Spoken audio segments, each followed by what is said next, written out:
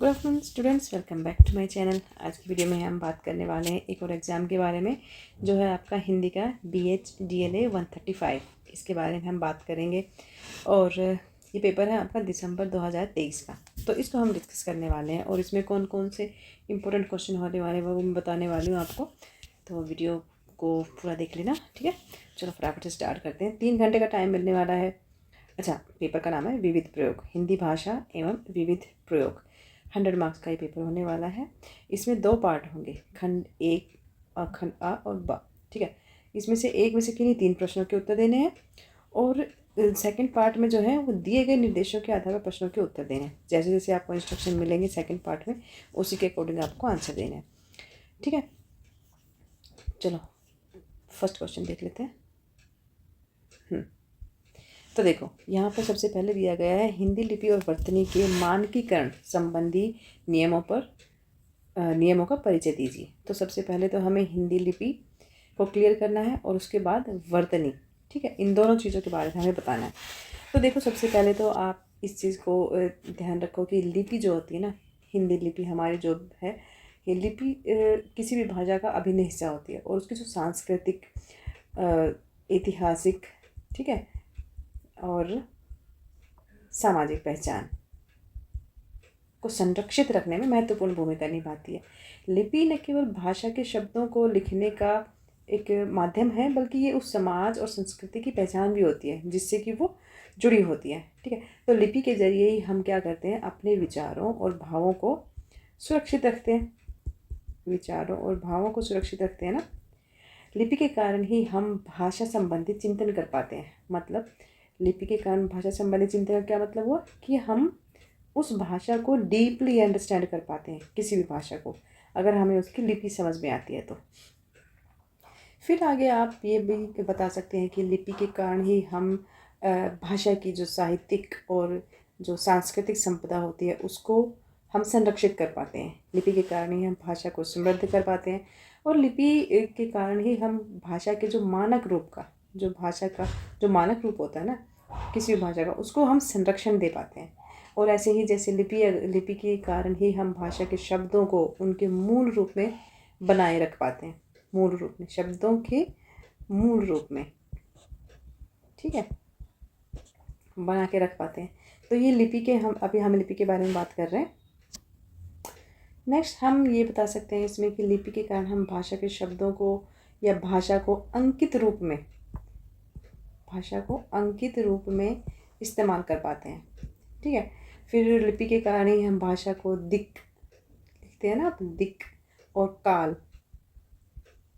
और काल की सीमाओं से परे ले जाते हैं, सीमाओं से परे ले जा सकते हैं। और लिपि के कारण ही हम उन लुप्त प्राय सभ्यताओं के बारे में भी जानकारी हासिल कर पाते हैं जिनके बारे में पहले कभी लिखा गया था। मतलब जो सभ्यताएं लुप्त हो गई हैं ना, लुप्त प्राय जो सभ्यताएं थी, उनके बारे में भी हम जानकारी प्राप्त कैसे कर सकते हैं कि अगर हमें उस सभ्यता की लिपि, अगर लैंग्वेज को हमें पढ़ना है तो हमें लिपि के ज़रिए ही हम किसी भी सभ्यता को या किसी भी काल की भाषा को हम आसानी से समझ पाते हैं। और उस वक्त के जो सांस्कृतिक जो कल्चर था, मतलब उस टाइम का जो भी सामाजिक सांस्कृतिक जो भी वहाँ की जो महत्वपूर्ण विशेषता रही थी उस जगह की, वो हम लिपि के ज़रिए समझ पाते हैं उन चीज़ों को।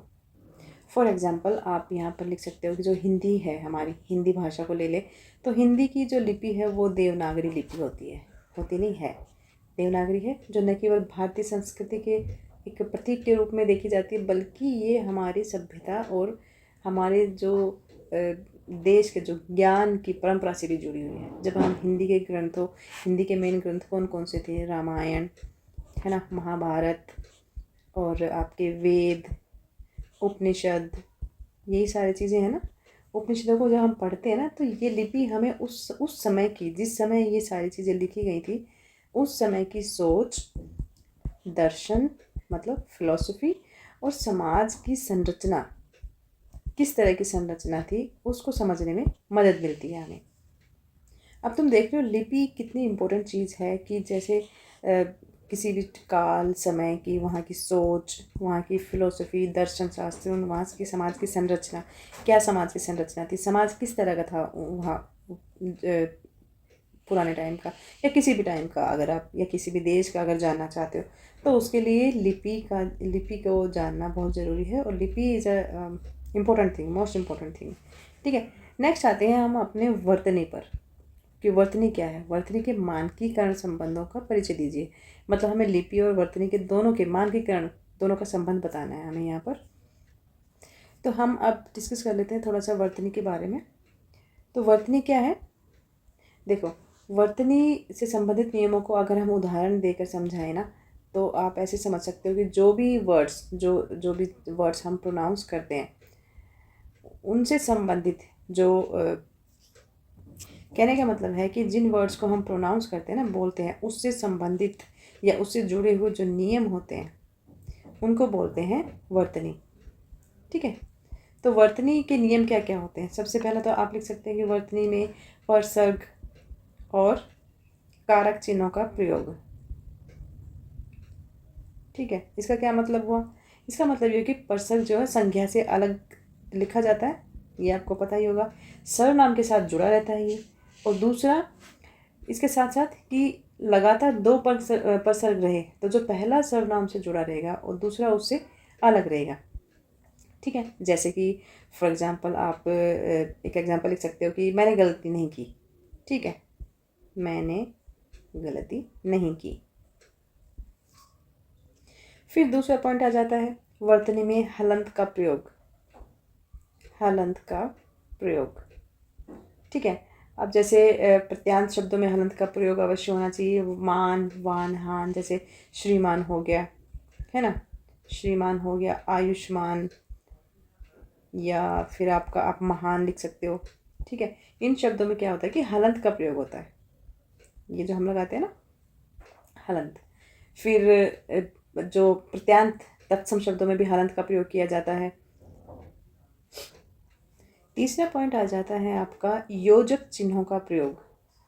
योजक चिन्हों का प्रयोग, इसमें क्या लिखेंगे आप कि दो शब्दों में परस्पर संबंध को स्पष्ट करने के लिए जब या उन्हें साथ जोड़कर लिखने के लिए क्या होता है, एक चिन्ह का प्रयोग होता है।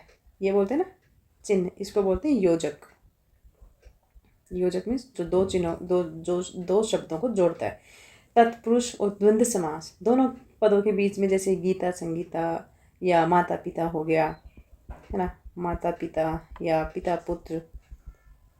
ठीक है, तो इनके मध्य में ना, मध्य के अर्थ में जैसे आप जैसे काल का हावड़ा मेल हो गई या दिल्ली टू जयपुर मेल हो गई, ये इस तरह से आप यहाँ पर ये जो है आपका योजक चिन्हों का यूज़ होता है। दूसरा है कि आप तुलना सूचक जैसे शब्द होते हैं। तुलना सूचक में क्या होता है, जैसे जहाँ हम किसी की तुलना कर रहे होते हैं, जैसे तुम सा, है ना, या कृष्ण सा, है ना, यहाँ पे तुलना हो रही है किसी के जैसा। या एक लिख सकते हो जैसे मीरा सी, है ना, तो ये तुलनात्मक हो गया। फिर है युग्मों में, युग्मों के साथ जैसे आप युग्म मतलब जोड़ से, जैसे तो उसमें कैसा होता है कि जैसे आप जैसे होता है पानी वानी, इस तरह से आप वर्ड यूज़ कर सकते हो। भीड़ भाड़ हो गया, या फिर डर वर, ऐसे हम बोलते हैं ना कई बार, रोटी वोटी, इस तरह से ये शब्द हो जाएंगे, ये युग्मों में आ जाएंगे ऐसे। चौथा पॉइंट आता है आपका वर्तनी में रेफ चिन्ह का प्रयोग होता है। रेफ जो है वो जो र होता है ना, इसी का ही रूप है। जिस वर्ण के बाद आप इसको ऐसे लिख सकते हो कि जिस वर्ण के बाद र का, मैं बार बार आर बोल रही हूँ, र का ना एक झटके से जो उच्चारण होता है ना, या झटके से जो यूज़ किया जाता है, जिसका उच्चारण प्रोनाउंस होता है, ठीक उसी वर्ण के बदले में हम रफ की जगह पर ये र का प्रयोग किया जाता है। जैसे कि हम जैसे बोलते हैं गर्म, एकदम से बोलते हैं गर्म हो गया, या वर्ष या शर्म हो गया, इस तरह से। तो ये हो गया आपका रफ चिन्हों का प्रयोग। नेक्स्ट होता है आपका वाला, जैसे आपका वाला वाली, ठीक है, वाले। और इन प्रत्ययों का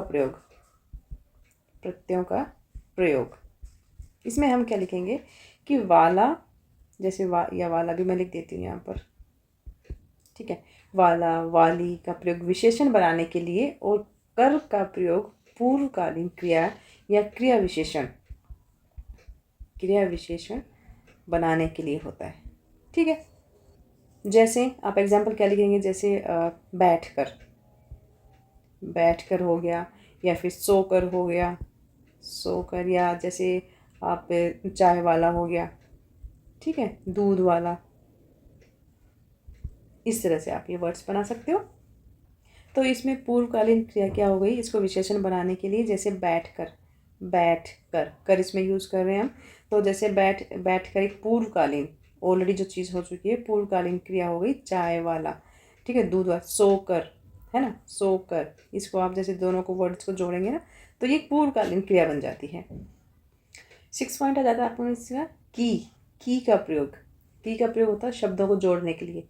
जैसे दो पद के बीच संबंध दर्शाने और कराने के लिए क्रिया के भूतकालीन रूप में प्रयोग किया जाता है। ठीक है, जैसे कि बेलों की कथा है ना, महाराणा प्रताप ने लड़ाई की और पानीपत का युद्ध हुआ। तो इस तरह से ये जो चीज़ें थी भूतकालीन रूप में प्रयोग की जाती हैं। अच्छा, नेक्स्ट आता है आपका ढ और ढ का प्रयोग।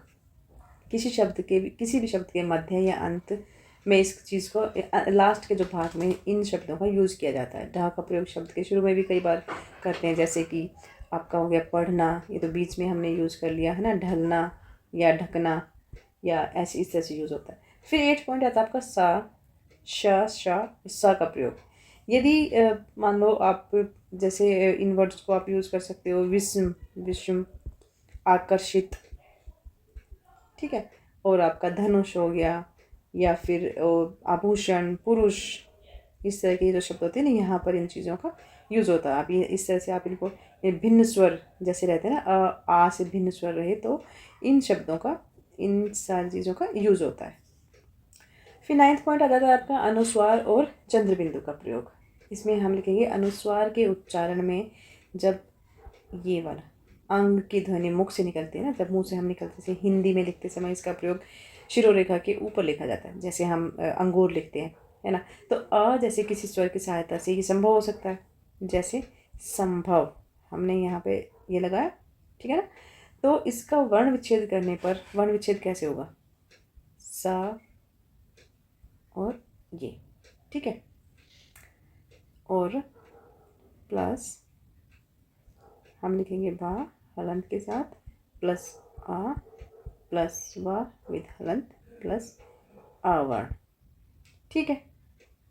जब इस तरह से शब्दों के अनुसार जब अंग का उच्चारण जैसे हम बोलते हैं ना, आ प्लस मा, जैसे अलग अलग शब्दों में इनका रूप बदलता रहता है। वैसे जैसे कि संचरण हो गया, संचरण, इस तरह के शब्दों में आप जो है अनुस्वार और चंद्रबिंदु का इस्तेमाल करेंगे।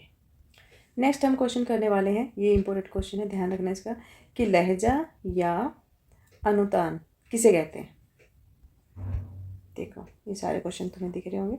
तो अभी हम ये वाला क्वेश्चन करेंगे, लहजा या अनुतान किसे कहते हैं, उदाहरण सहित स्पष्ट कीजिए। 20 मार्क्स का ये क्वेश्चन है।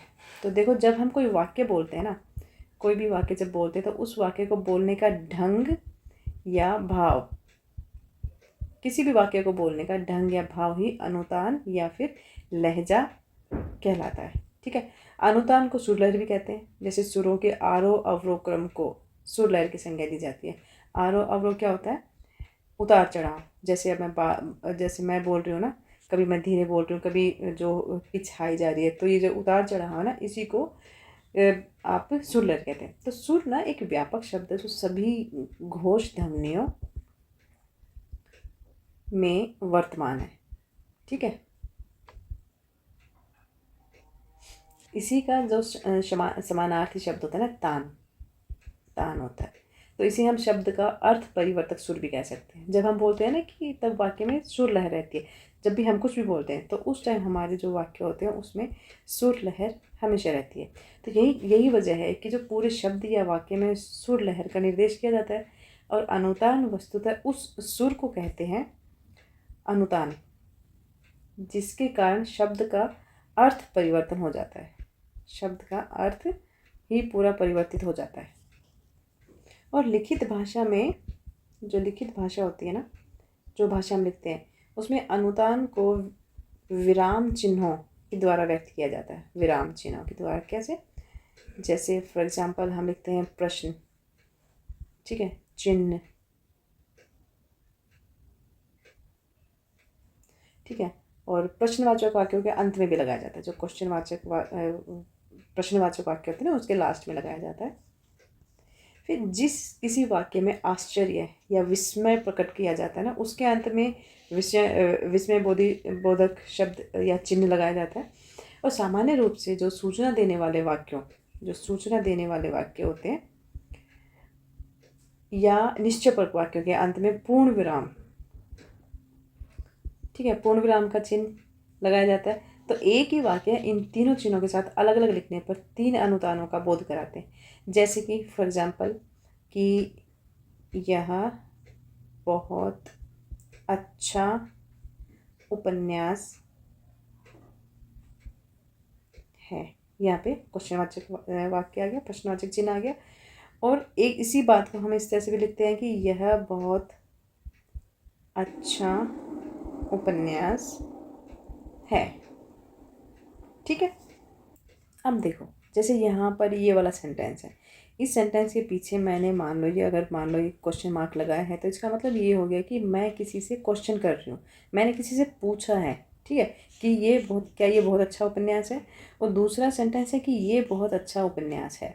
तो इसमें क्या है कि सीधा सा ये लगाने का मतलब है कि एक सिंपल वाक्य है कि हाँ, ये एक अच्छा उपन्यास है, ठीक है। ये अंतर हो गया यहाँ पर। फिर एक और सेंटेंस आता है कि जैसे यह बहुत अच्छा उपन्यास है, ठीक है। तो अनुतान जो स्वयं में एक विस्तृत विषय है, वैसे तो एक बहुत बड़ा विषय है, इसके एक से ज़्यादा भेद होते हैं।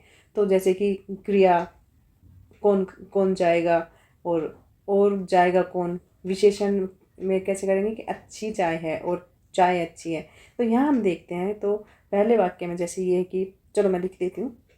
तो यहाँ हम देखते हैं, तो कौन जाएगा का अर्थ होगा कि जैसे कि अर्थ होगा कि भाई कोई जाएगा, लेकिन जाएगा कौन, यहाँ तो एक कि कोई नहीं जाएगा, एक तरह से इसमें एक निषेध अर्थ का बोध होता है।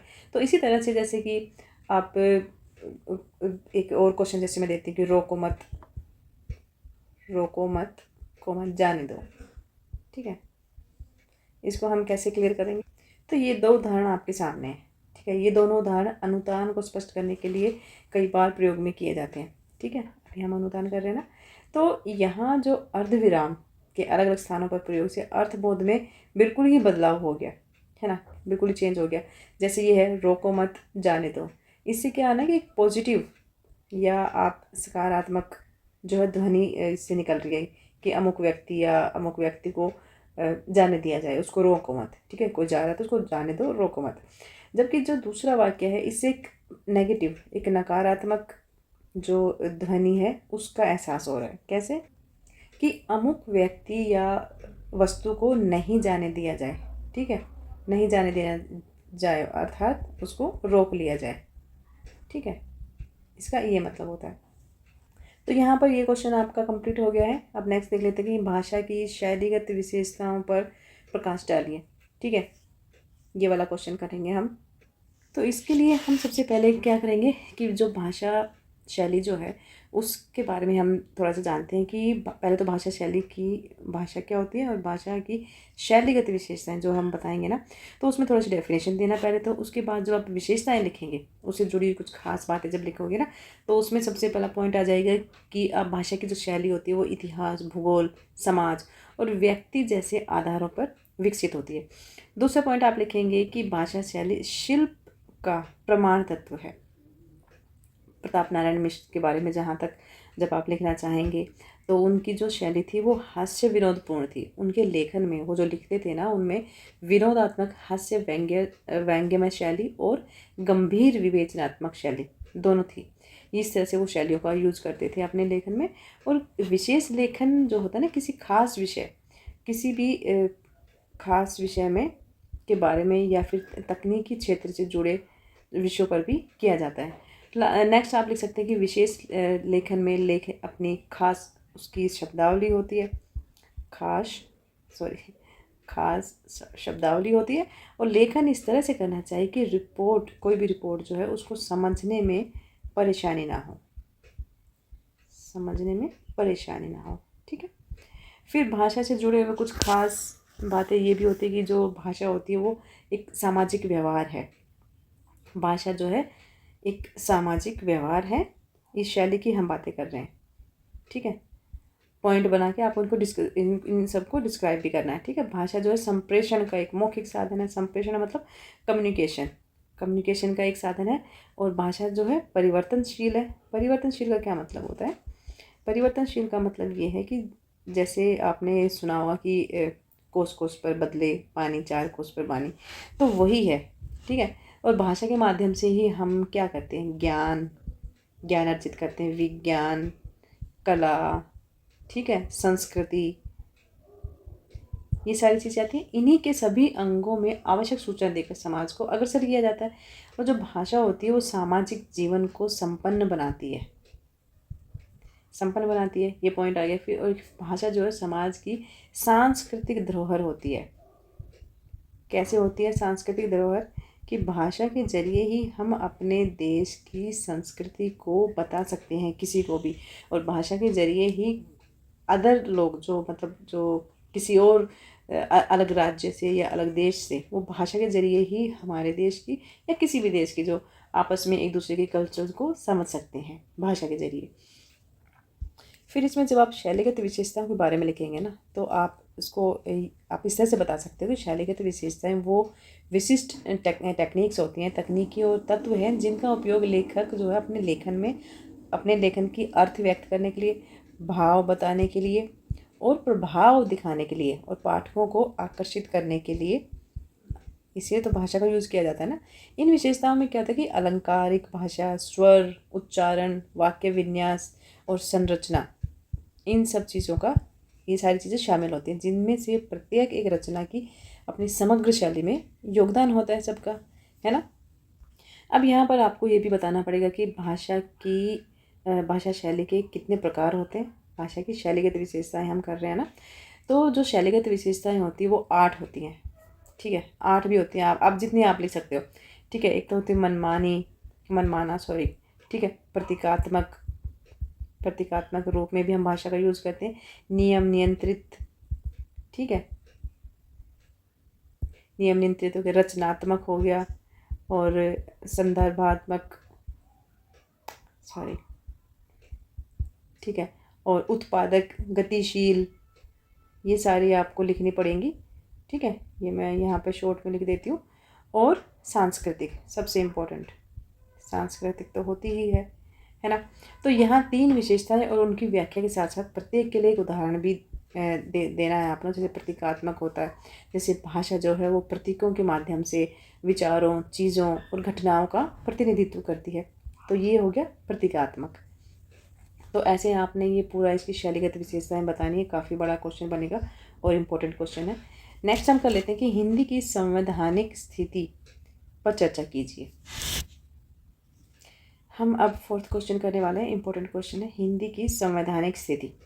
देखो, संविधान सभा का निर्णय जो था वो स्वतंत्रता प्राप्ति के पश्चात, यानी कि जो 14 सितंबर 1949 को संविधान सभा में काफ़ी बहस के बाद हिंदी को ना भारत की राजभाषा बनाया गया था, स्वीकार किया गया था। तो 26 जनवरी 1950 को क्या किया गया था, जो भारतीय गणतंत्र की स्थापना हुई थी, रिपब्लिक डे बनाया था।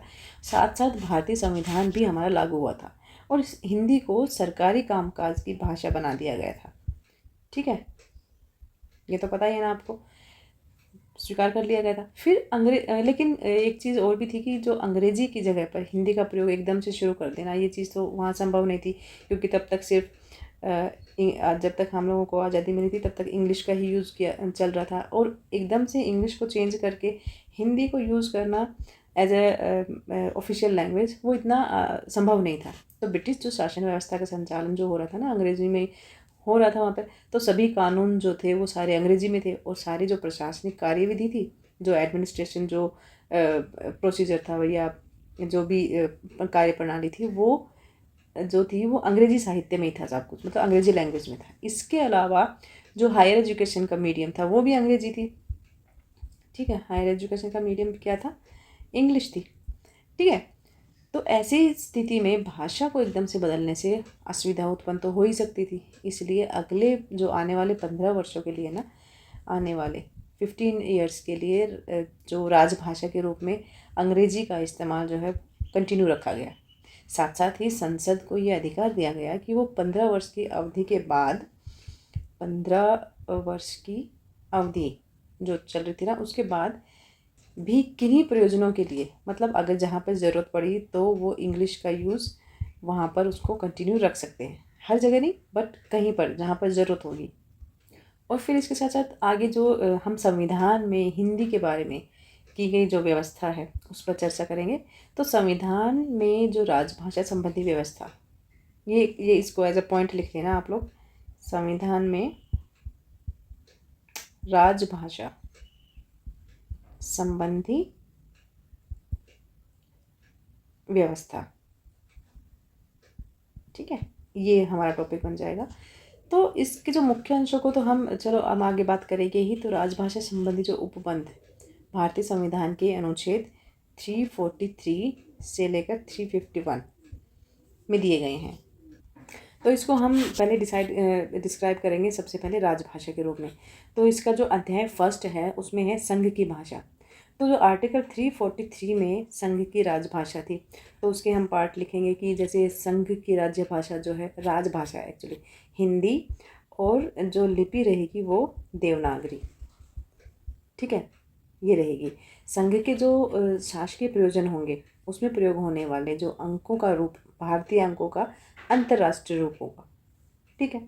फिर सेकंड पार्ट आता है कि खंड सेकंड पार्ट में किसी बात के होते हुए भी इस संविधान के प्रारंभ से 15 वर्ष की अवधि तक, जैसा कि मैं पहले बताया मैंने, 15 वर्ष की अवधि तक संघ के उन शासकीय प्रयोजनों, मतलब जो एडमिनिस्ट्रेशन जो सिस्टम होगा, कार्य करने का जो सिस्टम था, उसके लिए इंग्लिश भाषा का जो यूज़ है वो कंटिन्यू रहेगा, ठीक है, जिसके लिए संविधान से पूर्व उसका प्रयोग किया जा रहा था। पहले भी तो इंग्लिश का यूज़ किया जा रहा था ना, लेकिन 15 सालों के लिए उसको इंग्लिश को फिर से कंटिन्यू रखने के लिए इसको परमिशन दे दी गई थी। लेकिन एक चीज़ यहाँ पर ये भी थी कि जो राष्ट्रपति थे, राष्ट्रपति उन उक्त अवधि के दौरान, ये जो अवधि थी 15 साल वाली, संघ के जो शासकीय जो प्रशासनिक प्रयोजनों में से किसी के लिए भी अंग्रेजी भाषा के अतिरिक्त हिंदी भाषा का और भारतीय अंकों के अंतर्राष्ट्रीयकरण, इंटरनेशनलिज्म के अतिरिक्त देवनागरी का प्रयोग जो है वो एक्सेप्ट कर सकेगा, ठीक है। थर्ड पॉइंट आता है कि इस अनुच्छेद में किसी भी बात के होते हुए भी संसद जो है वो 15 वर्ष की अवधि के पश्चात विधि द्वारा जो 15 वर्ष का टाइम दिया गया था ना, उसके पश्चात जो है कानूनन अंग्रेजी भाषा, मतलब 15 साल के बाद जो है क्या होने वाला था, साल पूरे होने के बाद जो चीज़ें जो प्रोसीजर में आने वाली चीज़ें थी, एक तो था कि अंग्रेजी भाषा कि या तो इंग्लिश, तो उसमें क्या था, जो इंग्लिश लैंग्वेज थी उसको कंटिन्यू रखा गया था, ठीक है, कानूनन। और जो अंक थे उसमें देवनागरी रूप में जो अंक थे उनको यूज़ किया जाना था। तो इस तरह से क्या हुआ था कि जो देवनागरी लिपि में हिंदी जो है वो संघ की भाषा बन गई थी, ठीक है, स्वीकृत हो गई थी। और राजभाषा के संदर्भ में जो है हाँ, ठीक है। फिर नेक्स्ट पॉइंट आता है हमारा अध्याय 2, इसको बोल सकते हो आप प्रादेशिक भाषाएं। तो 345 हमारे जो राज्य की राजभाषा या राजभाषाएं अनुच्छेद 346 और 347 के उपबंधों के अधीन रहते हुए भी किसी राज्य का जो विधानमंडल होता है ना, जहाँ कानून बनते, विधि द्वारा मतलब कानून के द्वारा उस राज्य में प्रयोग होने वाली भाषाओं में से किसी एक या एक से अधिक भाषाओं को या हिंदी को उस राज्य के सभी या किन्हीं शासकीय प्रयोजनों के लिए प्रयोग की जाने वाली भाषा या भाषाओं के रूप में अंगीकार कर लिया गया था, ठीक है।